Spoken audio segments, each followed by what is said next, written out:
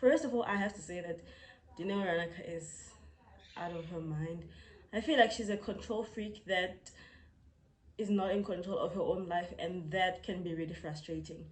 Because when I look at Dineo's life, I feel like it's just like it, and for someone who's, working so hard and is such a powerhouse and is influential, I'm sure she looks at herself sometimes and thinks I should be like there, and I'm here right now. You know, the amount of hard work that she puts into her craft, into her work, doesn't really equal the results that she's getting at, and that alone could be really frustrating. The problem is that you think you know me and you think you know too much. I used you to heal. You use people to boost your fucking ego. Grow the fuck up. Yeah, I'm Chabatore. Know the difference. Listen to yourself when you say Chabatore. Then hear yourself already. No, Hana. Does your soul not move? There's a big difference. Talk about ego. I got a bigger one than yours. Tole, know the difference between Dineo Ranaka and Chabatore. Know the difference. Of course you're going to get anxiety when I wake up and I step presence in your life. Of course you're going to get anxiety. Hey, Dineo, I don't call you because you give me anxiety. I'm too big for your fucking mother ass nigga. Too big. And it's not even about clout and celebrity status. I work too damn hard to be a healthy woman. I work too damn hard, Sichaba. Hi guys, and welcome to my channel. This is Matt Daniels, and if you are here for the first time, please make sure that you do subscribe to this channel, and if you are returning, make sure that you have clicked the notification bell so that you get notified whenever I get to post new content. So we are going to be talking about Dineo Ranaka. Dineo Ranaka, I think, obviously I've said I think, this is my thoughts about this whole incident. I think that she is a control freak who has lost control of her life, who is not in control of her circumstances, who's not in control of what is happening in her life. You know when you put in so much, or you put in a particular amount of work in your life and you expect a particular amount of results, and then it's just not happening and everything's just not coming together. I feel like that's where she is, because that alone could be emotionally draining and frustrating, because she works so hard, but when you look, you watch the show For the Family, and you look at her life, you don't really, the results and the work really don't tally, you understand?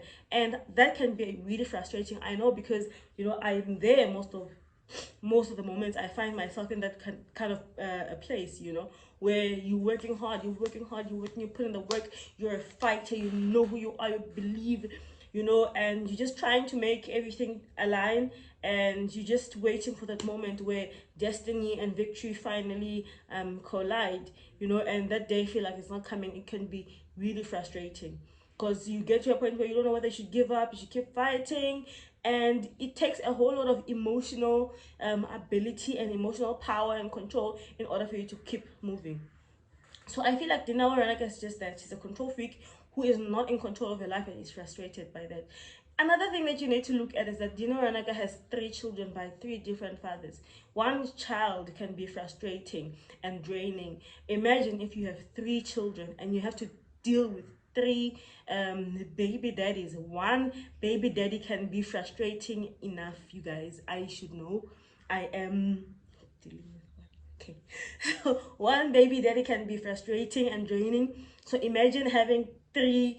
Oh my gosh, I cannot begin to imagine. Like, having one child can be draining and frustrating, and it requires a whole lot of you, and it requires you to give sometimes what you don't even have. So imagine having 3 little people who have expectations of you, who are looking up to you and you alone. You understand? That is why I personally prefer having a second child with someone that you are sure about, so that you can be able to help each other. Because I feel like raising a child by yourself, in as much as it's doable, we're doing it and we're winning, it is not easy. Don't be fooled by anyone.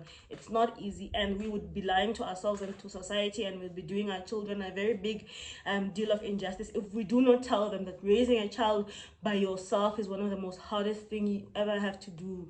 So if you can avoid finding yourself in that kind of a situation, by all means do it. So that's what I feel like she's emotionally, she's all over the place. But one thing that we cannot dispute is that she knows who she is. I love that about Dineo. She knows. That's just something that my sister talks about all the time, the importance of having a positive mind. And she just shared with me this book that she's been listening to and reading, called As a Man Thinketh. You know, as the Bible says, as a man thinks, or as a man thinketh, so is he. And that's what Dineo Ranaka is. She's a person that thinks highly of herself. You know, you might not see me the way I see myself, but doesn't matter. All that matters is I am who I am. I believe I am who I am, and I say I am who I am, and that's all that matters. What everyone says or thinks I am does not matter. What matters is what I think about myself, how I see myself, and where I see myself, and that's all that is important, and that's all that there is to life. So I love her for that. I love that she's aware. I love that in as much as she could be emotionally frustrated and her mind is everywhere and she's trying her best to stay sane, but at the same time she's never loses who she is, and she never compromises her self-worth. She never compromises who she is, you know. But then sometimes, you know, when you come up as too strong, it will be very hard for you sometimes to maintain relationships, because you consider yourself a truth teller, and not all the time where people need to be told their truth. Sometimes you just need to pat people in the head and tell them it's going to be okay, even though you know it's not going to be okay. You can't always tell them, you know what, you are going you've just lost a parent and you're going to suffer emotionally, you are going to be, you don't, you tell them it's going to be okay, even though you know that in you, everything, every part of you, that things are not going to be okay. You tell them it's going to be okay, because that's what they need to hear at that moment, you know. So once she can strike a balance between what and what not to say, she's gonna be alright. Okay, so thank you guys for watching. Tell me what you think. Do you think that she's right in doing what she has done? Do you think that she was right to yell at that man in front of, you know, when you are a woman and you have a man and you want to maintain that relationship? If you want to break up with a person, it's okay, but if you want to maintain a relationship, there are things that you should really avoid, like yelling at a person in public, like even in private, you know, because yelling at him in public, you're destroying his ego. He's like that man. Even if he wanted to go back to Dineo, like how do you go back to someone who has ridiculed you publicly?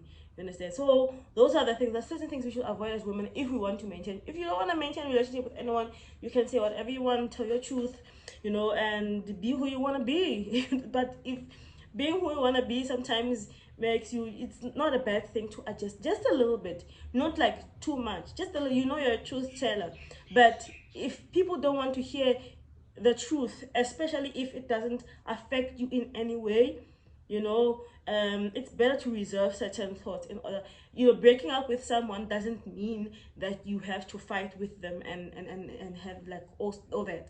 You can break up with someone and still be on good terms, you know. So it's up to you how you handle everything. If someone wants to call it, you call it quits and just let go and move on to the next candidate who's available for you, you know.